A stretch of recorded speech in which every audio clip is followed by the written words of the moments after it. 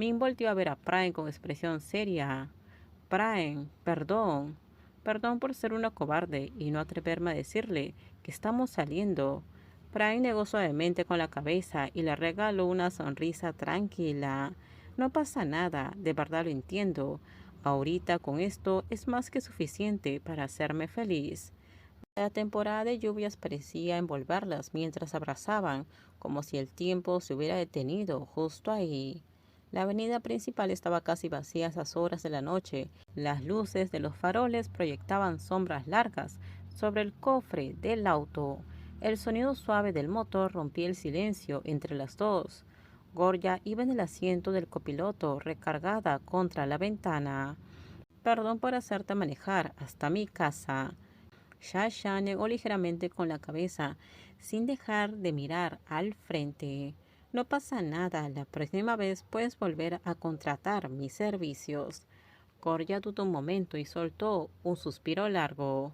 De verdad, perdón por echarte todo esto encima. Si no fuera por ti, no sé con quién más podría hablar.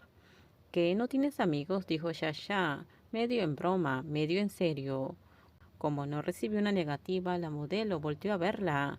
Digamos que no, últimamente solo trabajo, no tengo vida personal.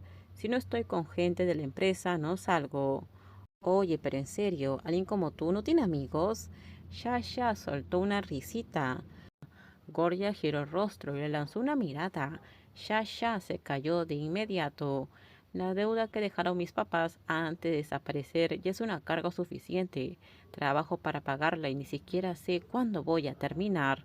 No tengo tiempo para ser amigos.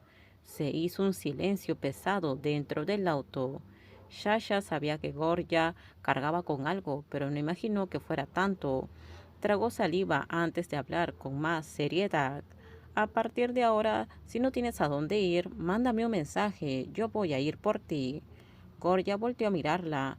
En la voz de Shasha había una sinceridad que le calentó el corazón de una forma extraña. Cuando el auto pasó por un callejón, Gorya señaló por la ventana. Mi casa antes estaba por ahí. Cuando era niña, cada vez que la maestra pedía que fuera un papá a la escuela, nadie podía ir. Tenía que pagarle un mototaxi para que se hiciera pasar por mi tutor. La maestra se quedaba bien confundida. Soltó una suave risa, pero sus ojos se veían apagados. Shasha escuchó en silencio. Esas palabras parecían haber tocado algo profundo dentro de ella.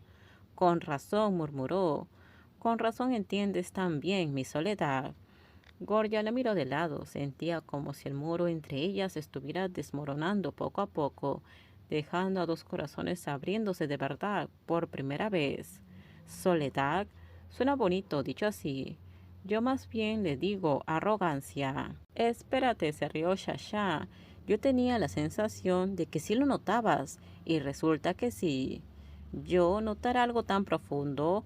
Gorya se acomodó en el asiento, cruzando las piernas, mientras observaba a la mujer que conducía. Cuando nos abrazamos, puedes sentir que sabes cómo hacer que alguien se sienta protegido, dijo Shasha con la mirada fija en el camino. Porque tú también necesitas eso, ¿verdad? ¿Eso se lo dices a cualquiera? Preguntó. No a cualquiera, solo a ti. El rostro de Gorya se sonrojó al instante. Shasha continuó con voz más firme. Y ya lo pensé bien, no quiero que esto sea solo algo pasajero. Todavía no. Gorya soltó una risa suave. ¿Me estás diciendo que quieres pedirme que sea tu novia? Sí, exactamente, respondió Shasha. Estacionó el auto frente al condominio de Gorya y se giró para mirarla con total seriedad. Me haces pensarte todo el tiempo. Quiero verte. Quiero estar contigo. Cuando estamos juntas, la química es increíble. Sabes cómo hacer que alguien se sienta satisfecha y también quieres que yo te haga sentir así. Entonces, casi no hay razón para que no intentemos algo más formal.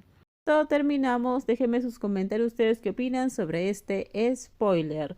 Por favor, si gustó el video, dale me gusta, suscríbanse. Bye bye.